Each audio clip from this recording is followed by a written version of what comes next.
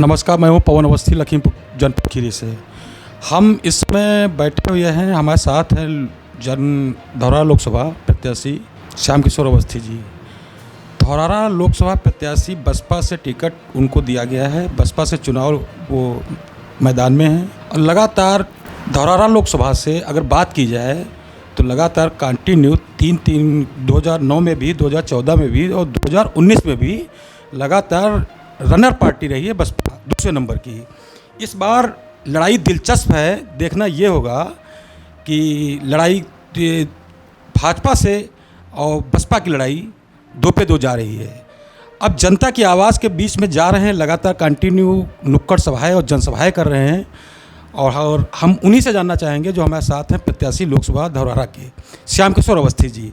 अवस्थी से हम पूछेंगे, जानकारी लेंगे कि अपनी 5 विधानसभा में क्या महत्वपूर्ण तरीके से बैठक कर रहे हैं, क्या उनकी धरातल पे उनका क्या कवरेज है उनकी, मैं जानना चाहूँगा। अवस्थी जी बताएं आप। बहुत बहुत धन्यवाद। देखिए 13 मार्च को माननीय बहन जी ने मुझे यहाँ प्रत्याशी घोषित किया था और तब से लेके आज तक लगातार मैं जनता के बीच में हर विधानसभा में जा रहा हूँ। पूरे 5 विधानसभाओं में जनता का पूर्ण आशीर्वाद मिल रहा है, लोग गले लगा रहे हैं और जनता यहाँ की जो माननीय सांसद हैं उनसे पूरी तरीके से त्रस्त हो चुकी है। इसलिए चाहे युवा हो, चाहे बुजुर्ग हो, चाहे माताएं बहनें हो, वो सब मेरे साथ हैं। जो सांसद जी की बात कर रहे हैं, रेखा अरुण वर्मा जी की बात कर रहे हैं, मैं ये भी जानना चाहूँगा कि रेखा अरुण वर्मा जी की कहीं ना कहीं नाराज़गी प्रकट होती है, जो कि उनका टेलीफोन नहीं उठता है। और अगर विधानसभा हम बात करें धौरहरा की, तो धौरहरा विधानसभा में काफ़ी मात्रा में काफ़ी अधिकांश पंडित बाहुल्य है वहाँ पे।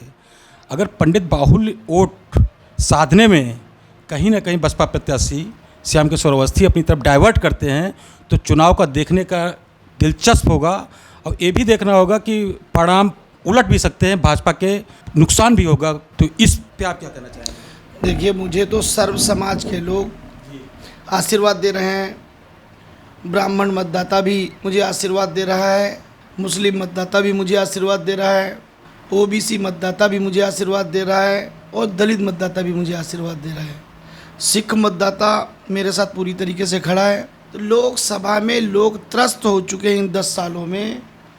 ना ही सांसद महोदया को किसी ने देखा है, ना कोई धौरहरा लोकसभा में विकास कार्य हुआ है और ना ही किसी की फ़ोन पे वार्ता हुई है। तो जनता ने इस बार मन बना लिया है कि सांसद महोदया की यहाँ से छुट्टी हो और बसपा प्रत्याशी श्याम किशोर अवस्थी को जिता के दिल्ली भेजें, ऐसा जनता का मन है।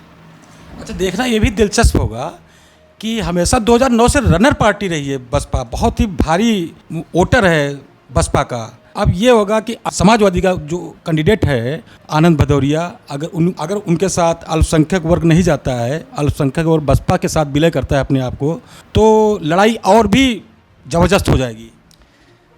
देखिए समाजवादी पार्टी 2009, 2014, 2019 तीनों में कहीं नहीं रही है, तीसरे नंबर पे रही है और इस बार भी उनकी स्थिति ऐसी है। ना ही क्षेत्र में कोई देख रहा है, ना तो कोई चुनाव प्रचार देख रहा है, ना तो प्रत्याशी को कोई देख रहा है, वो हवा में चुनाव लड़ रहे हैं। बात रह गई सत्ता पक्ष की, तो सत्ता पक्ष के लोग सिर्फ दबाव बना के लोगों के ऊपर वो चुनाव लड़ना चाहते हैं, चाहे ग्राम प्रधान हो, चाहे कोटेदार हो या सरकारी तंत्र हो, इनके ऊपर दबाव बना के चुनाव लड़ना चाह रहे हैं और क्षेत्र में जनता में कुछ भी नहीं है। ये बात सही कह रहे हैं अवस्थी जी। कहीं ना कहीं क्षेत्र पंचायत चुनाव हो, जिला पंचायत सदस्य हो, उन पर एक सरकार का तंत्र का दबाव तो रहता है। उत्तर प्रदेश में उनकी सरकार है तो ये दबाव उन पर कंटिन्यू बना हुआ है, लेकिन ये लोकतंत्र में फ्री है और वोट जैसे मतदान करना स्वयं से होता है। तो देखना ये दिलचस्प होगा कि मतदान 13 तारीख में आपके पक्ष में अगर होता दिखाई देता है तो इसके परिणाम के नज़ारे कुछ और होंगे। देखिए सत्ता पक्ष के लोग दबाव बना रहे हैं। मैंने मोहम्मदी में एक कार्यालय खोला था, जिनके यहाँ कार्यालय खोला था उनको धमकी दी गई कि आपने जगह कैसे दे दी, आप कार्यालय खाली कराइए। मुझे मजबूरन उनका सम्मान करते हुए कार्यालय खाली करना पड़ा। मेरे पीछे कई पुलिस के जवान लगाए जाते हैं, गाड़ी के किधर जाती हैं किधर नहीं जाती हैं। मैं उनकी चुनाव आयोग से शिकायत करने वाला हूं। रात में कल मैं वापस आ रहा था तो एक अवधेश वर्मा नाम का कांस्टेबल ने कल भी मेरे साथ गाड़ी रोक के बदसलूकी करने का प्रयास किया है। मैं अभी कप्तान साहब से, डीएम साहब से बात करूंगा, चुनाव आयोग को शिकायत करूंगा।